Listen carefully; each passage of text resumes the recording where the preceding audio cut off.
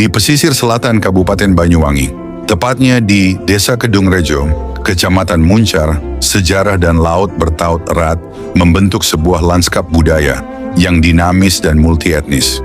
Desa ini tumbuh sebagai salah satu pusat perikanan paling aktif di wilayah Timur Jawa, menopang kehidupan ribuan warganya dari hasil laut, pengolahan ikan, hingga distribusi antar wilayah.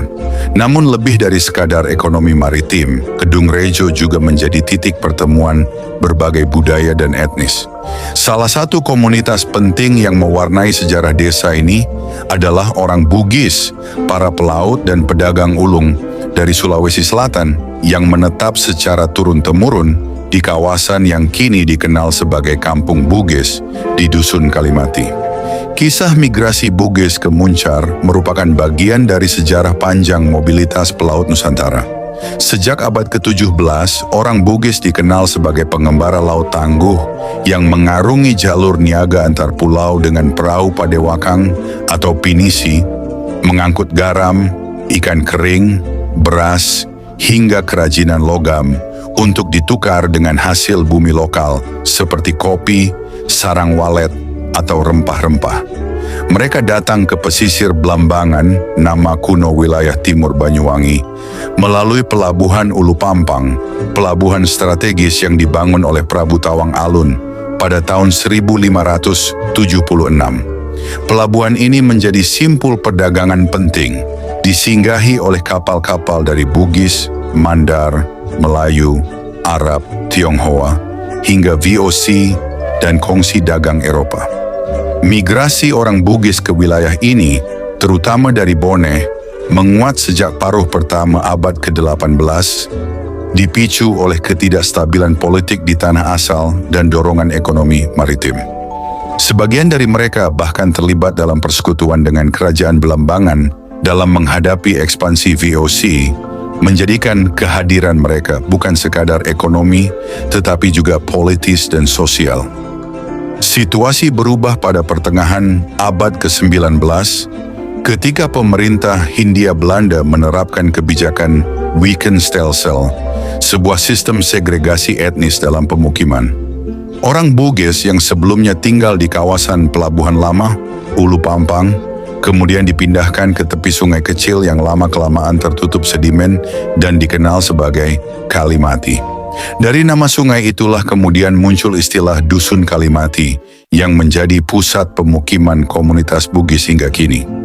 Penempatan ini bukan tanpa alasan. Kalimati berdekatan langsung dengan kawasan tempat pelelangan ikan, TPI. Muncar menjadikan warga Bugis tetap terkoneksi dengan dunia mereka, laut, ikan, dan pelayaran. Di ujung timur Pulau Jawa, tepatnya di wilayah Banyuwangi, terdapat sebuah pelabuhan tua yang menyimpan jejak panjang sejarah perdagangan dan pelayaran Nusantara, Pelabuhan Ulu Pampang, yang kini dikenal sebagai Pelabuhan Muncar. Pelabuhan ini bukan sekadar tempat bersandarnya kapal, melainkan simpul penting dalam sejarah ekonomi, budaya, dan politik kawasan Timur Jawa. Pada abad ke-15, ketika kerajaan Belambangan masih berjaya, Ulu Pampang menjadi salah satu pelabuhan utama yang menopang aktivitas perdagangan kerajaan. Keberadaannya yang strategis menjadikannya pusat keluar masuknya hasil bumi dari pedalaman Belambangan ke dunia luar.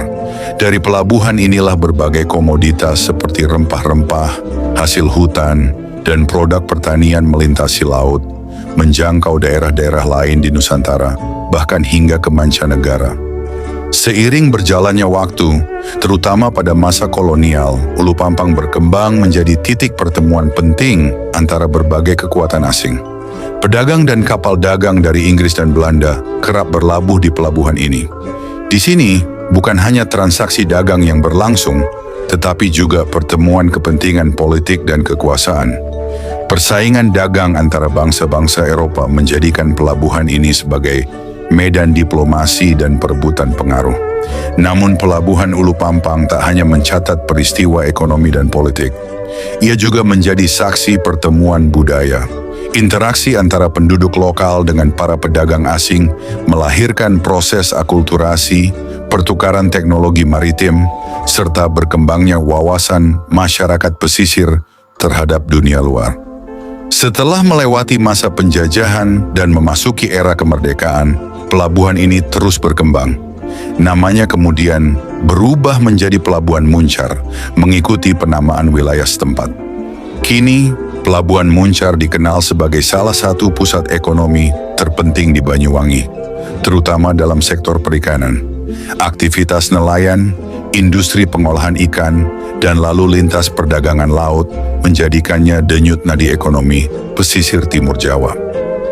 Dari kejayaan masa lalu sebagai pelabuhan kerajaan hingga geliat modern sebagai sentra perikanan, Ulu Pampang atau Pelabuhan Muncar tetap berdiri sebagai saksi bisu dinamika sejarah Banyuwangi. Ia menyimpan cerita tentang perjumpaan dunia, perubahan zaman, dan keteguhan masyarakat pesisir dalam menghadapi arus sejarah yang terus bergulir. Hingga hari ini, komunitas Bugis di Kampung Kalimati memainkan peran penting dalam ekonomi lokal. Mereka menjadi juragan perahu, nelayan lemuru, pengolah minyak ikan dari limbah lemak, fish oil, hingga pelaku industri rumah tangga pengalengan ikan. Lebih dari itu, mereka juga tetap menjaga warisan budaya Bugis. Rumah-rumah panggung bertiang masih berdiri, dirancang untuk menghadapi pasang laut dan sebagai adaptasi terhadap kehidupan pesisir. Dalam pernikahan, ritual mapaci masih dijalankan sebagai simbol penyucian diri. Musik tradisional seperti suling Bugis sesekali terdengar mengiringi acara adat. Meskipun dalam ruang publik mereka menggunakan bahasa Osing atau Jawa, di dalam rumah, bahasa Bugis tetap hidup sebagai penanda identitas. Kampung Bugis bukanlah enklave tertutup, melainkan bagian integral dari Kedung Rejo yang lebih luas.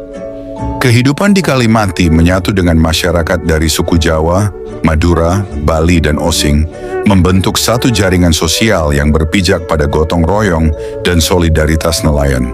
Akulturasi pun terjadi secara alamiah. Dalam ritual selamatan laut, orang Bugis turut berdoa bersama nelayan dari etnis lain. Dalam struktur sosial desa, mereka berbaur dalam organisasi kemasyarakatan, sekolah, dan kegiatan keagamaan. Kawin campur antar suku pun memperkaya dinamika keluarga-keluarga pesisir. Secara administratif, Desa Kedung Rejo terdiri dari 5 dusun: Kalimati, Kerajaan, Muncar, Sampangan, dan Stoplas. Masing-masing memiliki karakteristik sosial dan ekonomi berbeda. Namun semuanya terkait erat dengan industri perikanan dan pengolahan hasil laut. Dusun Kalimati, tempat komunitas Bugis bermukim, merupakan pintu gerbang aktivitas maritim dan perdagangan ikan. Disinilah denyut ekonomi desa paling terasa, dari pelelangan, pengemasan, hingga pengiriman hasil laut ke berbagai daerah di Indonesia. Di tepi Teluk Pangpang, kampung-kampung pesisir seperti Kedung Rejo menyimpan kisah panjang tentang laut sebagai penghubung, bukan pemisah. Komunitas Bugis di Kalimati adalah salah satu fragmen dari mozaik besar migrasi Nusantara yang menyatu dalam harmoni sosial Banyuwangi. Kampung Bugis bukan hanya tentang sejarah migrasi, tetapi juga tentang daya lenting budaya, ketahanan ekonomi maritim, dan kemampuan menyatu tanpa kehilangan akar. Ia adalah saksi hidup dari kekuatan laut dalam menautkan identitas, ingatan, dan masa depan masyarakat Indonesia. Di pesisir selatan Banyuwangi, tepatnya di wilayah Muncar, hidup sebuah komunitas Bugis yang telah berakar sejak lama.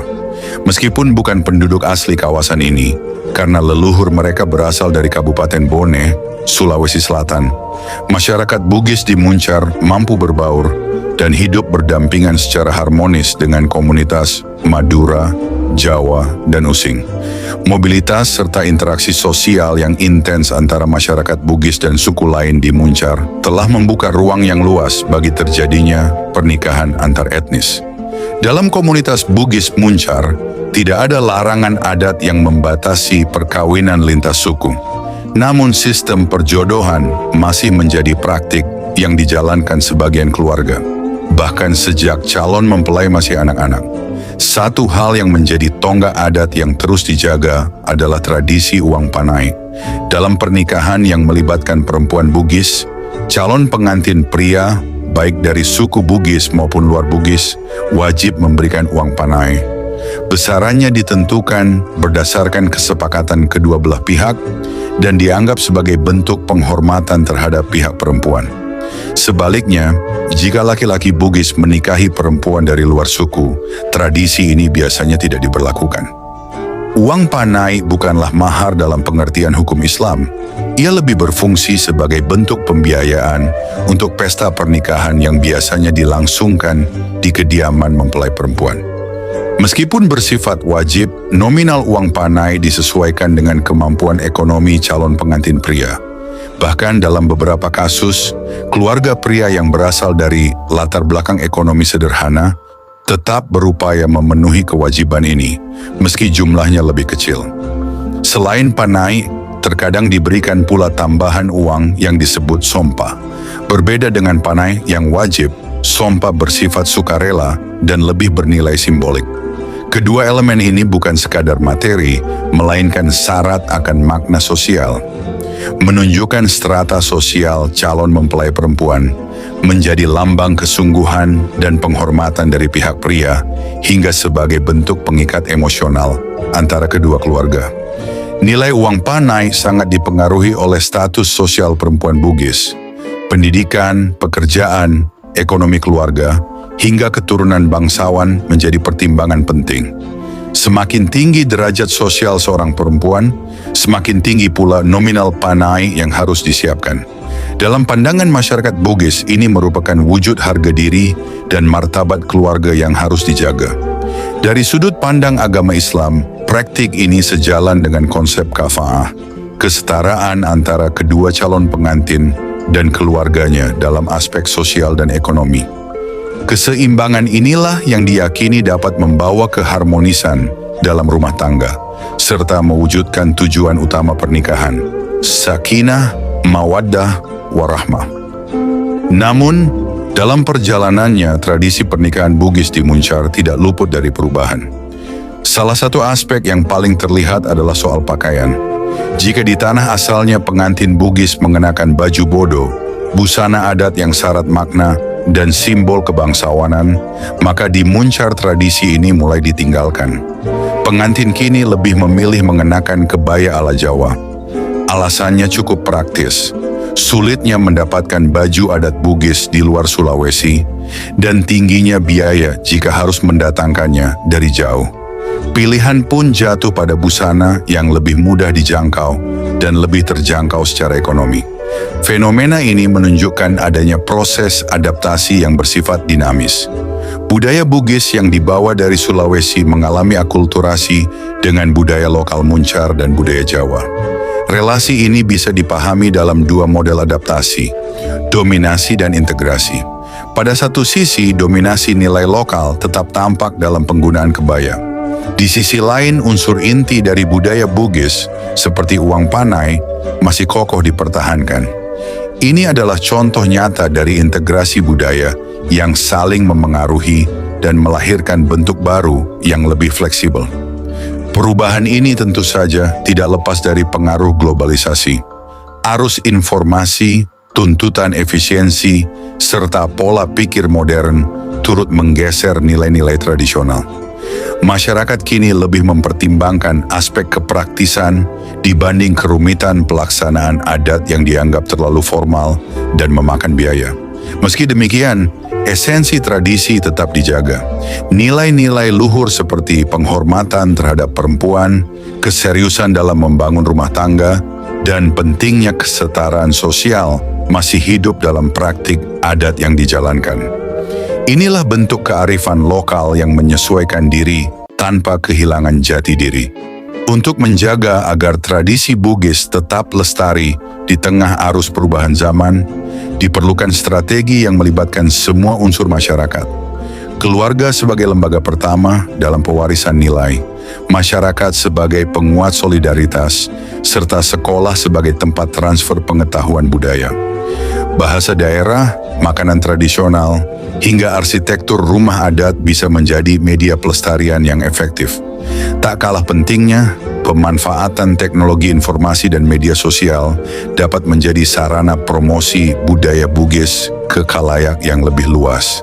Akhirnya, tradisi pernikahan Bugis di Muncar adalah cermin dari bagaimana budaya bisa bertahan, menyesuaikan diri, dan tetap hidup di tengah perubahan. Tradisi ini tidak kaku, melainkan lentur, tetap menjaga akarnya, sembari tumbuh mengikuti zaman. Uang panai masih ada, meskipun pakaian telah berganti. Karena sejatinya, warisan budaya bukan soal bentuk, tapi nilai yang terkandung di dalamnya. Selain menetap di Desa Kedung Rejo, Kecamatan Muncar, komunitas Bugis juga membentuk permukiman di Kelurahan Kampung Mandar, Kecamatan Banyuwangi, Kabupaten Banyuwangi, Jawa Timur. Kehadiran mereka di wilayah ini bukanlah fenomena baru, melainkan bagian dari arus perantauan yang telah berlangsung selama berabad-abad. Orang-orang Bugis dan Mandar, dua suku pesisir dari Sulawesi, dikenal memiliki jiwa pelaut dan pedagang yang kuat.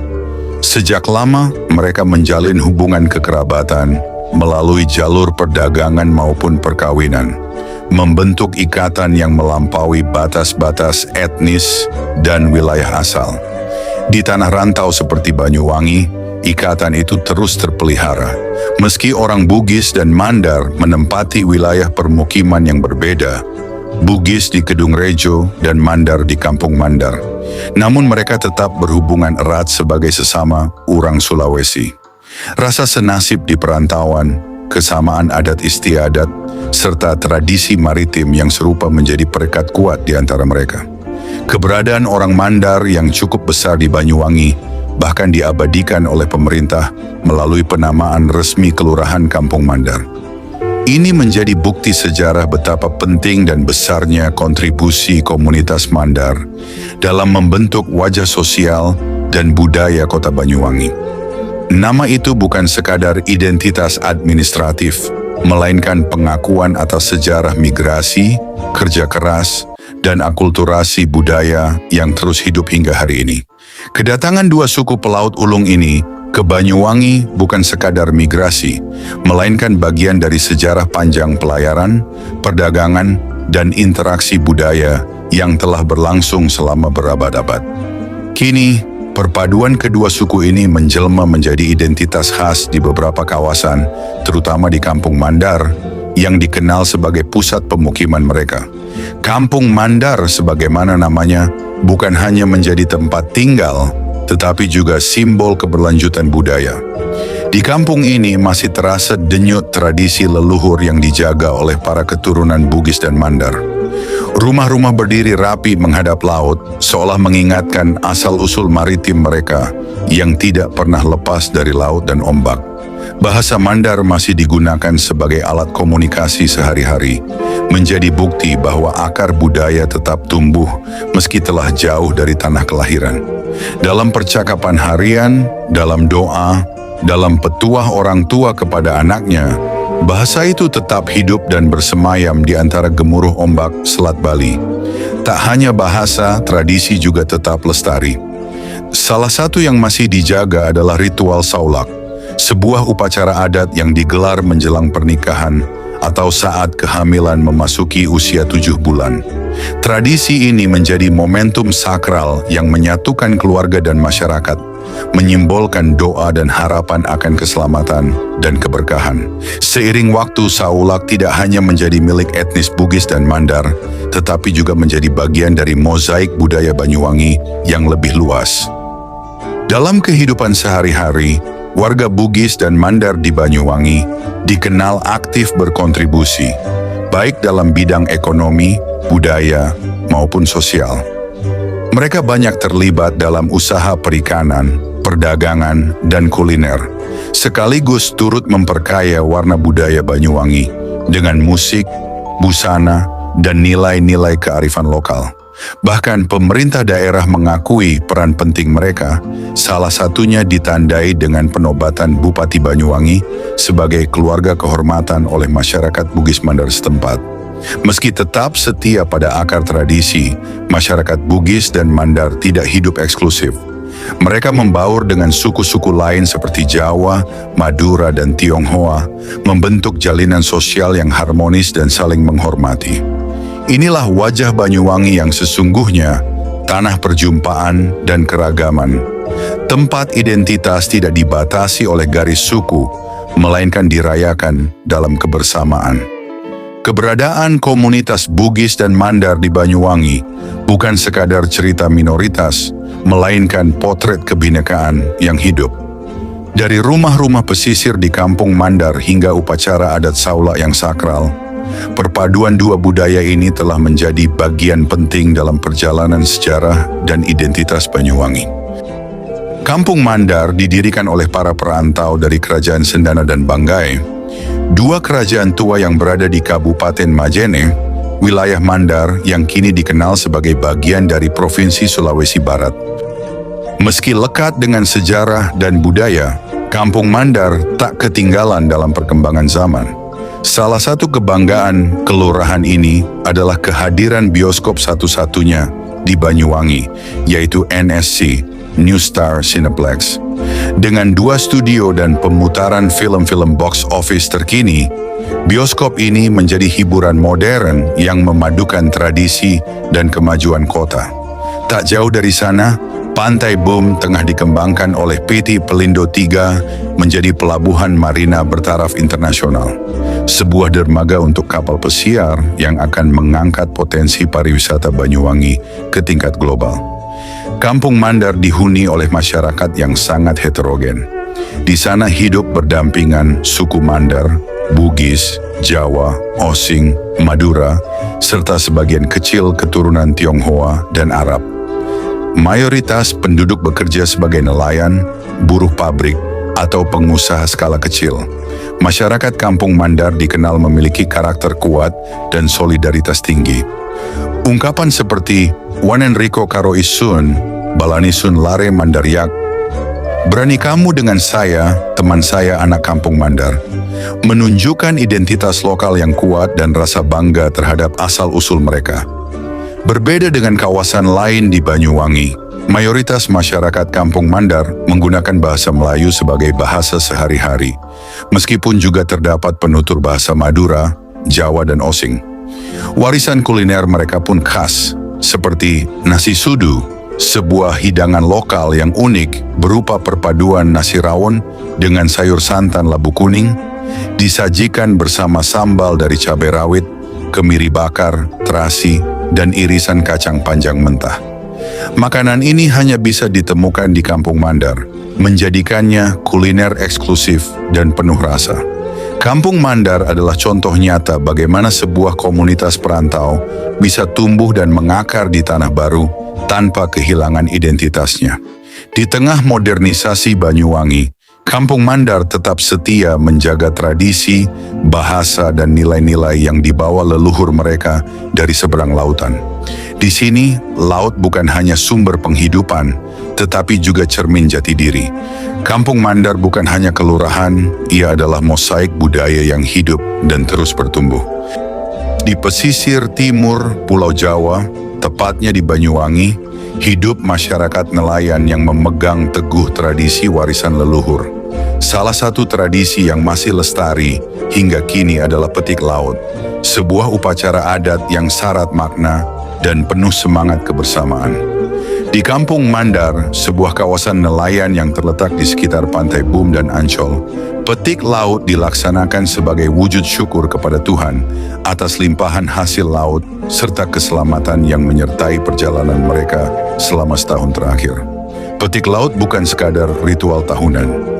Ia adalah cerminan hubungan harmonis antara manusia dan alam, antara nelayan dan laut yang menjadi sumber penghidupan. Upacara ini biasanya digelar pada bulan Muharram atau Suro dalam penanggalan Jawa, yang secara spiritual dipercaya sebagai waktu yang sakral dan penuh berkah. Prosesi petik laut diawali dengan penyusunan sesaji berupa hasil bumi dan berbagai persembahan simbolis yang kemudian dilarung ke laut. Sesaji ini menjadi simbol penghormatan dan rasa terima kasih kepada Tuhan serta roh penjaga laut. Puncak upacara ditandai dengan iring-iringan perahu nelayan yang mengikuti kapal utama pembawa sesaji, berlayar mengelilingi perairan pantai dalam suasana yang meriah, namun penuh khidmat. Laut pun seolah menjadi panggung tempat manusia menyampaikan doa-doa dan harapan. Yang menarik, tradisi ini tidak dapat dipisahkan dari peran penting masyarakat suku Mandar, yang dikenal luas sebagai pelaut ulung dengan budaya maritim yang kuat. Kehadiran mereka di Banyuwangi telah memperkaya corak tradisi petik laut, menciptakan perpaduan nilai-nilai lokal dengan semangat pelayaran dan pelestarian laut yang diwariskan dari generasi ke generasi. Lebih dari sekadar upacara, petik laut juga berfungsi sebagai sarana edukasi sejarah dan budaya. Anak-anak dan generasi muda diajak untuk mengenal akar budaya mereka, memahami pentingnya menjaga laut, serta melestarikan tradisi leluhur. Disinilah petik laut menjadi ruang pembelajaran hidup tentang rasa syukur, tentang gotong royong, dan tentang keharmonisan antara manusia dan alam. Secara keseluruhan, tradisi petik laut di Banyuwangi adalah simbol kebersamaan, rasa syukur, dan pelestarian budaya maritim yang terus hidup di tengah modernisasi. Ia bukan hanya ritual, tetapi juga narasi panjang tentang hubungan manusia dengan laut, yang dituturkan melalui doa, perahu, dan gelombang yang setia menyimpan jejak sejarah masyarakat pesisir.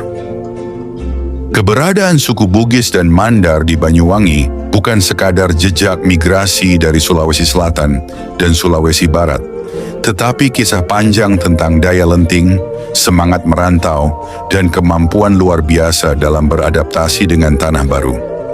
Mereka datang membawa nilai-nilai leluhur, keberanian mengarungi lautan, keuletan dalam berdagang, dan keteguhan memegang adat, namun sekaligus terbuka terhadap perubahan. Di pesisir Banyuwangi, mereka tak hanya membangun rumah dan perahu, tetapi juga jembatan sosial. Bahasa, budaya, dan tradisi lokal bukanlah hambatan, melainkan ladang perjumpaan. Dalam percampuran itu, lahirlah akulturasi, pernikahan antar suku, kolaborasi dalam ekonomi kelautan, hingga pelestarian nilai-nilai keagamaan yang saling memperkaya. Suku Bugis dan Mandar tidak kehilangan identitasnya, tetapi justru menunjukkan bahwa identitas bisa hidup berdampingan dalam harmoni. Mereka menjadi bagian utuh dari wajah multikultural Banyuwangi, sebuah bukti bahwa Indonesia sejatinya dibangun oleh semangat keterbukaan dan kemampuan untuk hidup bersama dalam perbedaan. Terima kasih. Maaf segala hilaf dan kekurangan dalam narasi dan tayangan. Wassalamualaikum warahmatullahi wabarakatuh.